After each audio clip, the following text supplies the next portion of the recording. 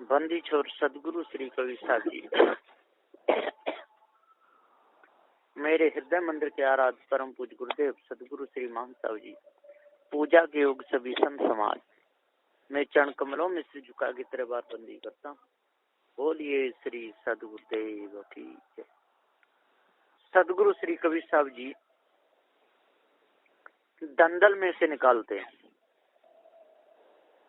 दंदल का ये कीचड़ जहाँ पर वर्षा ज्यादा हो जाती है, मिट्टी गल जाती है, फिर वो सूख जाती है, तो अंदर नीचे और जमीन गीली रहती है। ऊपर यदि कोई निकले तो उसमें पैर समा जाते, फिर निकलना बहुत मुश्किल होता है। इसी प्रकार से ये संसार का मोह है, विषय वासना है, भ्रम भूल कल्पना है। इसमें यदि कोई फंस गया तो निकलना बहुत मुश्किल है।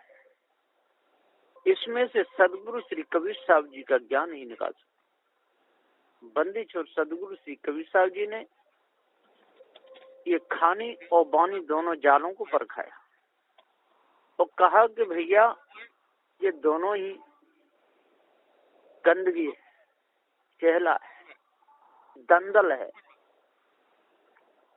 गीली सनी हुई मिट्टी है। इसमें यदि कोई समा गया तो निकल नहीं पाएगा।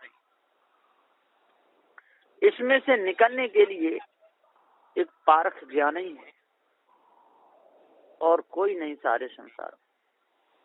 ये भ्रम भूल कल्पना का जो दंदल है और विषय वासना का जो दंदल है, इसमें सारा संसार और समाया जा रहा। समझाए समझे नहीं पर हाथ आप बिकाए, मैं खींचता हूँ आपको चला स्वयं पुर जाए। और इनको बहुत समझाया लोग, लेकिन लोग समझते नहीं, आनंद मानते हुए जा रहे, मजा लेते हुए जा रहे। समझाओ तो समझते नहीं। आहा आनंद आ रहा, मौज आ रही। एक दिन वो ही आनंद, वो ही मौज मजा। और दुख में जब बदलता है तब बहुत याद आती है कि संत गुरुजनों ने हमसे बहुत अच्छा कहा था, ज्ञान की बात हमको बताई, लेकिन हम माने नहीं। ये हमारी हटता थी, ये हमारी निठुरता थी। फिर रह रह के याद आती है। फिर कुछ होने वाला नहीं है, कुछ भी नहीं होगा। किसी प्रकार से कहते हैं कि एक लड़का था, अकेला ही था अपने माता पिता का। बड़ा हुआ, माँ ने उसको बहुत दुखों से पाला। दूसरे को बर्तन मांजने जाती थी, किसी के यहाँ झाड़ू लगाने जाती थी, चाकी चलाने जाती थी। बड़े दुखों से बेटा को पाला। जब वो बड़ा हुआ, उस बेटे की गलत संगति होगी, शराब पीने लगा।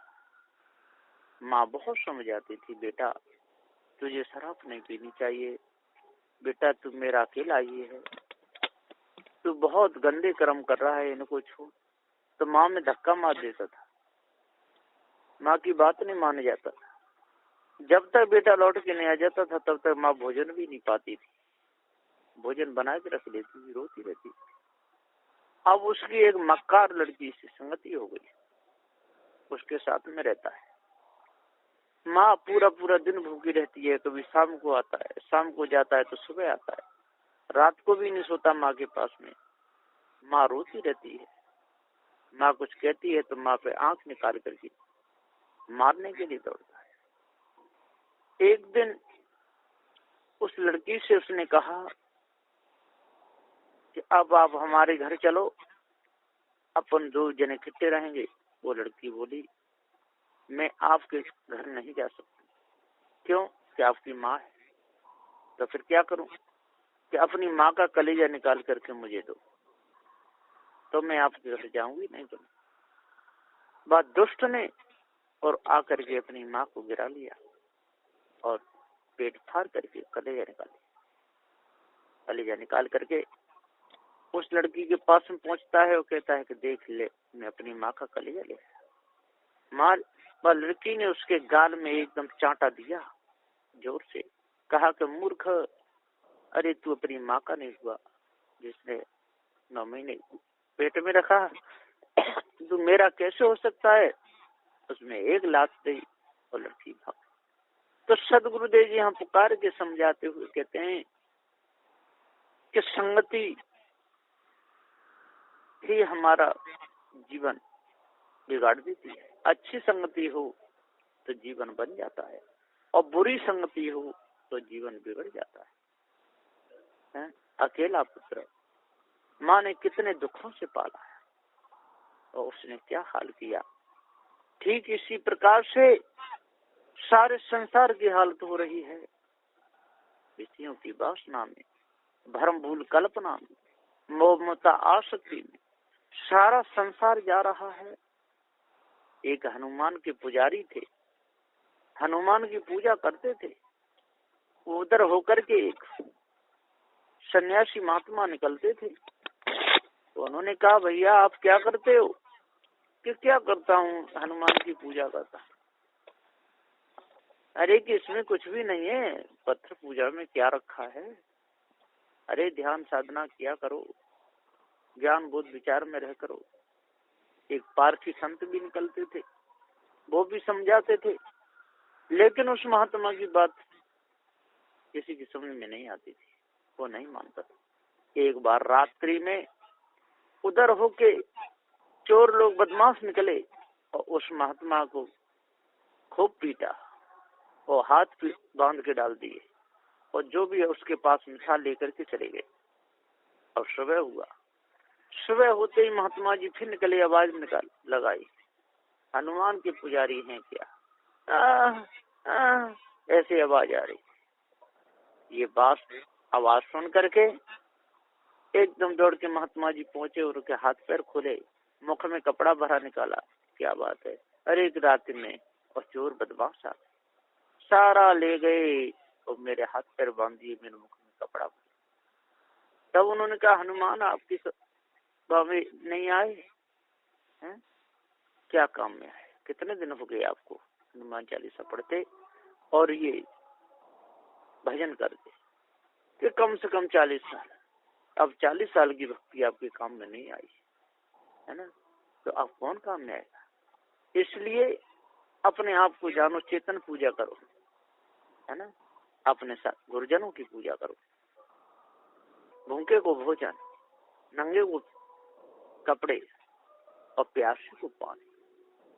जब आप पिलाओगे प्यासे को पानी, तब उसकी आत्मा शांति पाएगी और आप उससे कहेगा वाह भैया हमको पानी पिलाया। भोजन दोगे, खुदिया जब मिट जाएगी, भूख जब मिट जाएगी, वो भी कहेगा भैया आपने बहुत अच्छा किया, मेरा पेट भर गया। नंगा है बेचारा, ठंड रहा है, आप उसको ओढ़ने के लिए दे दोगे, तो बेचारा वस्त्र पहन करके बड़ा खुश होगा, भैया आपने बहुत अच्छा किया, भैया आपका परिवार फरे फूल, आपने मेरी ठंडी मिटा दी। तो सदगुरुदेव जी पुकार के समझाते हुए कहते हैं कि चेतन भक्ति करोगे तो आपका अंतःकरण पवित्र होगा, निर्मल होगा। और यदि पत्थरों की भक्ति करते रहो, उस पर क्या रजाई उड़ाओ चाहे मत उड़ाओ, पंखा चलाओ चाहे मत चलाओ, गर्म पानी डालो चाहे मत डालो, उसको भोग लगाओ या मत लगाओ, उसकी सफाई करो या मत करो, उसे तो पता ही नहीं, क्योंकि वो पत्थर है। और जब आपके जो माता पिता है वो जीते जागते, उनकी यदि तन से, मन से, वचन से, श्रद्धा भावपूर्वक यदि सेवा करोगे तो वो दुख सुख भी बताएंगे। उनको यदि ठंडा पानी लगेगा तो ठंडा पानी मंगाएंगे, यदि गर्म लगेगा तो गर्म आपसे बुलाएंगे, है ना। यदि रोटी मोटी लगेगी तो मोटी बनवाएंगे, पतली लगेगी तो पतली बनवाएंगे, यदि खिचड़ी उनको लगेगी तो खिचड़ी बनवाएंगे। अपनी आवश्यकता आपको जरूर बताएंगे। शरीर में कोई कष्ट होगा, कोई तकलीफ होगी तो आपके सामने रखेंगे, तब आप अस्पताल ले जाओगे। और पत्थर की मूर्ति न वो गर्म पानी मांगेगी, न ठंडा मांगेगी, न अपनी आवश्यकता आपको बता सकती है। यहाँ विचार करना है। भाव सहित यदि किसी को हम रखते हैं तो बढ़िया बात है, पर उसकी पूजा से हमको कुछ मिलने वाला नहीं। रामचंद्र जी थे, राम की तरफ भाव रखो, ये तो ठीक है। अब पत्थर की मूर्ति बना करके उस पर सिर्फ पटकने लगो, ये कोई भाव की बात नहीं। उस पर घी दूध मेवा मिष्ठान चढ़ाने लगो, ये कोई भाव नहीं। हाँ, मूर्ति है, उसकी सफाई कर दो, बढ़िया तरह रखो। ऐसे रामचंद्र जी थे, ऐसे हनुमान जी थे, ऐसी देवी थी, ऐसे पहले के महापुरुष, उनकी यादगारी में यदि उनकी मूर्ति बनाई है तो कोई बात नहीं, उससे तो कोई फर्क पड़ने वाला नहीं। लेकिन होता क्या है कि हम मूर्तियों को बनवा लेते हैं और उनकी आरती करने लगते हैं, पूजा करने लगते हैं, वंदना करने लगते हैं, उस पर चढ़ाने खाने पीने की वस्तुओं को चढ़ाने लगते हैं, दूध घीरते को चढ़ाने लगते हैं। तो सदगुरुदेव जी पुकार के समझाते हुए कहते हैं कि हे भाइयों, हे ज्ञानियों, आज यदि आप जाग जाए तो बहुत अच्छा हो जाए। आपके जगने से सारा संसार जगेगा, और आप यदि सो गए तो सारा संसार सो जाएगा। इसलिए नशीले पदार्थों को त्यागे, अपने मन को शुद्ध पवित्र बनाएं, अपनी धारणा अच्छी रखें, विचार अपने निर्मल कर लें, मायावी गुरबा लोगों की संगति से बचे, जो झूठी मानंदी बना बना करके हमको फंसाया गया है, इस फसावट को हम दूर निकालें।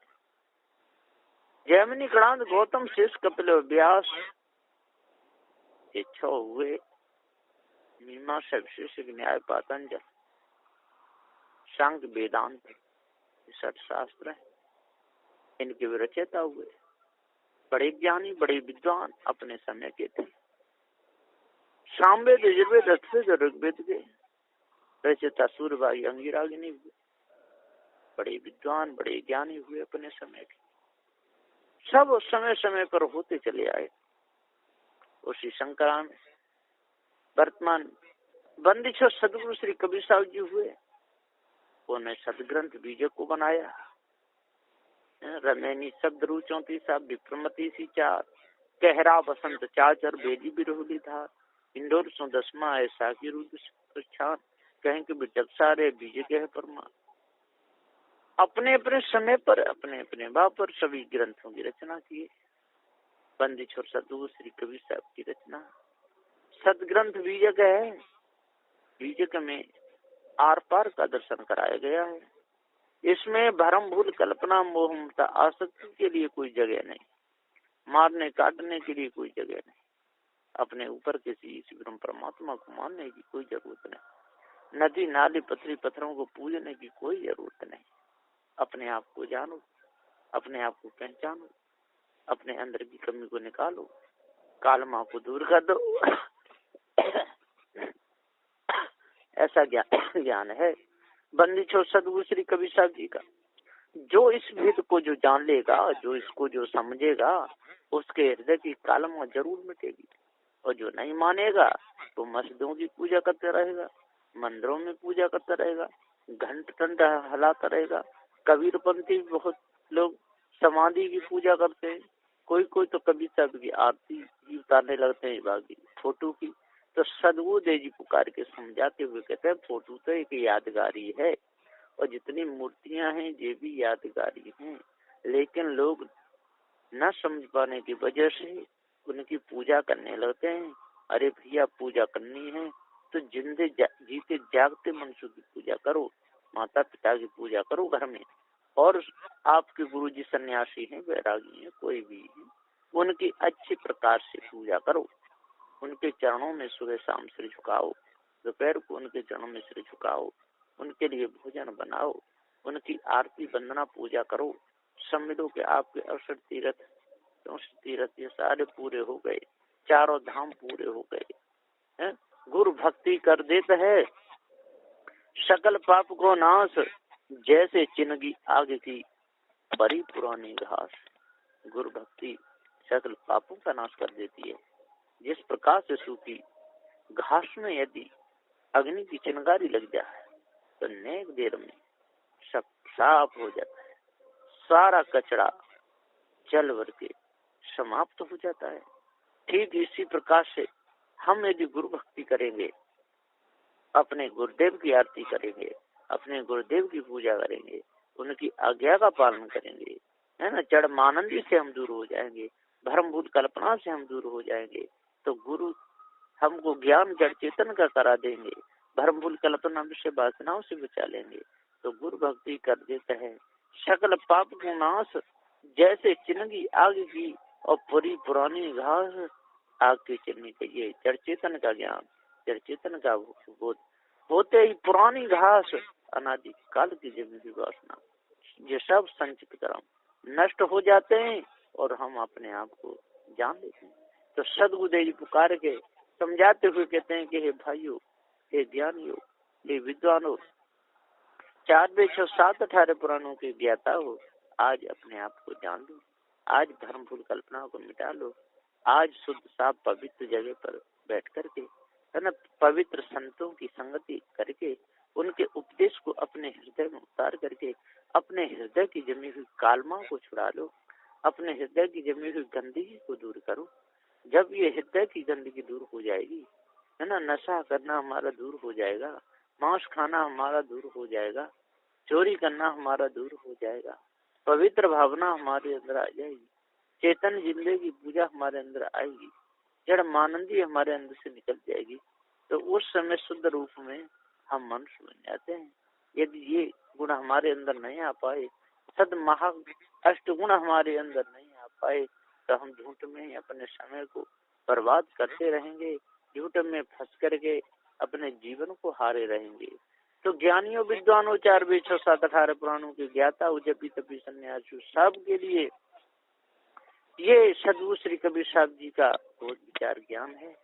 इसको हृदय में उतरना चाहिए, इसको हृदय में धारण करना चाहिए। आपको शांति दिन दूनी रात चौगुनी मिलती चली जाएगी, मन के सारे विकार दूर होते चले जाएंगे, अंदर निर्मलता, धीरता, वीरता, गंभीरता आती ही चली जाएगी, शुद्ध साफ हमारे आचरण बनेंगे।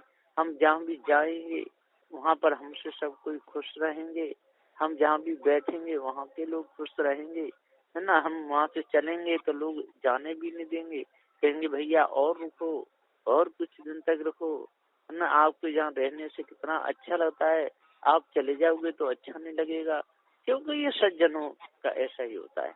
और जो दुर्जन दुराचारी होते हैं उनको तो एक दिन भी रोकना नहीं चाहते, और जैसे तैसे एक दिन रुक भी गए तो दूसरे दिन मना कर देते हैं, और दूसरे दिन यदि जैसे तैसे रुक गए तो तीसरे दिन तो उनको रहने ही नहीं दिया जाता है। उनसे कह दिया जाता है भैया जल्दी से आसन बांधो और यहाँ से निकल, नहीं क्या पकड़ के निकालने पड़ोगे क्या, ऐसा भी कहना पड़ता है।